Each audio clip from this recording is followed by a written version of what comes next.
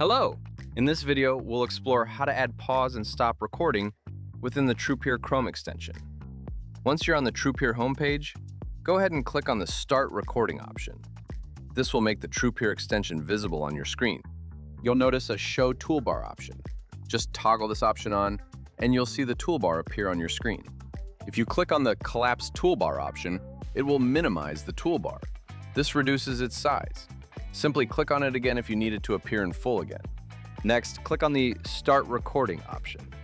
Then, select the specific window you wish to record. This is the Trupeer homepage.